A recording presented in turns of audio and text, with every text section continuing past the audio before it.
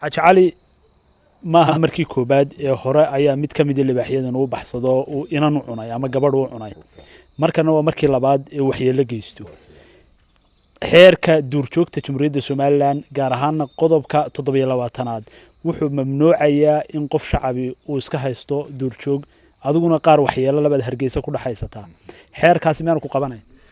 waa kan laba soo baasaday labadii midka waa kan barta ku soo qabanay aan halkan xariga ku xidhanay علي محمد وران عدي وزيرك ورا arrimaha gudaha Soomaaliland caawo laba kamida libaaxyada ayaa baxsaday waxyeelana dad u geystay bal horta ilaa hadda hawlgalka iyo waxyeelada dhacday bismillaahir rahmaanir rahiim sida sheegteen galabta accident baa ka dhacay beerta goor waqtigii afurka ahayd ayaa waxa dhacday in yaro Oromo ah oo hilibka siiya muxuu ahaay oo ku cusbaa meesha oo kii hore rag hore si jiraan baa istirisi marka meeshii uu furay marka caadi waxaan jirtay had iyo jeer markay hilibka siinayaan way u galaan dabadna albaabka hoosta ka xidhaan dabadna hilibka u qaybiyaan dabeecadda libaaxa waxa kamid ah marka roobku daayay saxan-saxadatay wuxuu jecel yahay inuu cayaaro oo boodboodo oo muxuu ahaa uu cararo dabeedna iyagoo show roobkii markaa hayo ayuu albaabka furay markiiba intaanu albaabka hoosta ka xidhan bay daafadeeyeen dabaday u qaateen way isu tuurtuureen isaga markaa may cunin laakiin dhowr daqiiqaday isu tuurtuurayeen oo ay muxuu ahaa isu laalaadayeen dabeedna way baxeen labadii mid baa la qabtay mid baa cararay dabeedna inaan dhalayo ayaa ka daba cararay iyo inan kale iyagoo eriyanayay dabeedna waxay ku soo baxeen gabadhii uu dabeedna qabtay aduu gabadhii dabeedna inankay laba xabood buu ku dhuftay libaaxii ku riday uu ka gooyey dabeedna wuu cararo wuxuu galay meel kaynahoo meesha beerta agteeda ilaa caawa waanu barin anagii runtii anoo mahadnaqay booliiska uu khaasaan qolada wada xabadood bay ku dhaceen libaax inay caloosh kaga dhaceen baa la filayaa way meel baan dhiig yar ku aragnay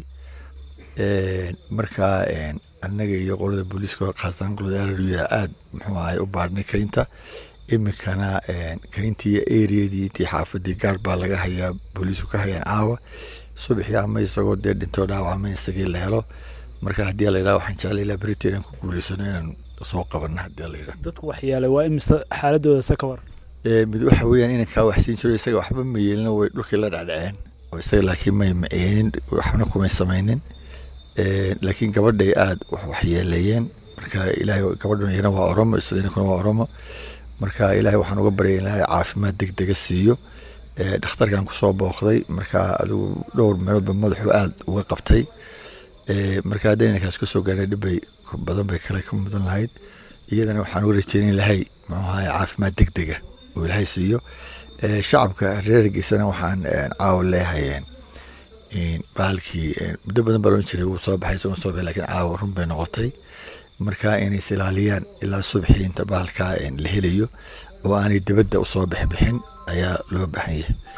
gabadhu shaqaale ahayd mise waa gabadh kale oo magaalada uuna ma way beertii diris la tahay oo la degantahay goobta uu ku jiro imika libaaxaasi aad filaysaan inuu ku jiro xagee ku taala galbeedka ay beerta ka xigtaa way isu dhow yihiin waa meel garan waa badan laho jiqa oo beera ah waan cidi gelin marka waa meel meeshaasaan filaynaa ku jiro raadkiisa nala galay marka la soo qabto maxaa qorshu yahay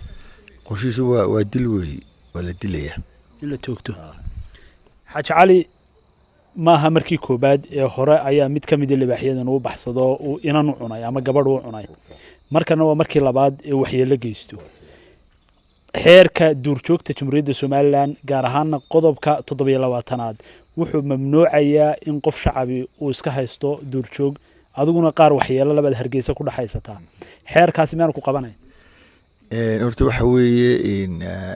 waxaan baalkan libaaxa la yiraahdaa dalkeenu caan buu ku ahaan jiray bariyii hore dhul wuxuu ahaa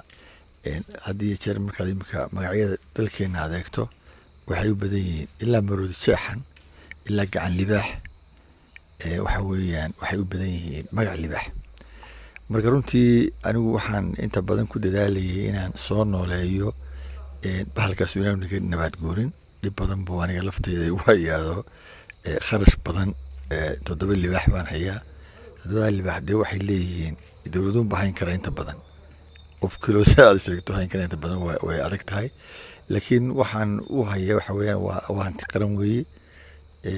marka inaanay waddanka dabar go'in laakiin muhiimka waxa weeya in la xafido dowladuhu adduunyada way jiraan suuye leeyihiin oo caasimadu sida Hargeysa oo kale caasimad aan suul haynin oo libaax ka dhaxayna ma jiro laakiin in la adkeeyo oo maxaa la isugu tago imkana waxaan doonayaa inaan hab ka bedelo hab suu ah oo aan dowladda dhaxay la kaashano iyo dowladda hoose labadaba oo dabeedna aanay bahalin naga dabar go'in oo ay ilmaha reer Somaliland libaaxa iskuulka ku jira caruurta ah inuu arko oo libaax iyo reer Hargeysa maxaa ay soo booqdaan laakiin in la adkeeyo oo suu la geliyo ayaan runtii xukuumaddu waxay samaysay meel duurjoogta lagu ilaaliyo demis xagga ku taala maxaad u goyn weyday xukuumadda ugu wareejin weyday waa la samayn karaa maxaa waana runtii meesha demisna waa meel aad iyo aad ugu wanaagsan marka in libaaxan iyo duurjoogta kaleba la xanaaneeyo oo aynu dhaqaalayno oo sida caalamka kale oo ay dowlad baynu nahay maxaa lamida dowladaha kale marka inaynu waxyaabaha dowladuhu leeyihiinba inaynu yeelana waa laga maarmaan marka waa fikrad fiican in maxaa suu loo sameeyo oo waa soo dhaweynaya ugu dambeyn qori baad sidataa qorigan ma hawlgalkaad ka qayb qaadanayso ciidamada ayaad la socotay ilaa caawa baal kulli waa maradu baalka ka baxo keejka way suurantii marka inaanu ka gacan horeynin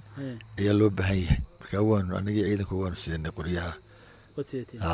ugu dambeyn waxaanu soo marnay Hargeysa inta badan xaafadaha waa laga kala xarooday caruur dhaxmaraysa ma jirto dadku iid bay doonanayeen caawo caruur badan baan dooran mas'uuliyadda inaad leedahay bal ka waran arinta waan ka xumay caawo reer Hargeysa inaan xareeyo fiidka ay ku xaroodaan sababteeda waan ka raali gelinayaa aad bari waxa maahay laakiin insha Allah waxaan jeclahay inaan fikrad kale oo ay kaga nabad galaan inaan helo hadii la yiraahdo libaaxiyada aad iyo aad waa mahadsantahay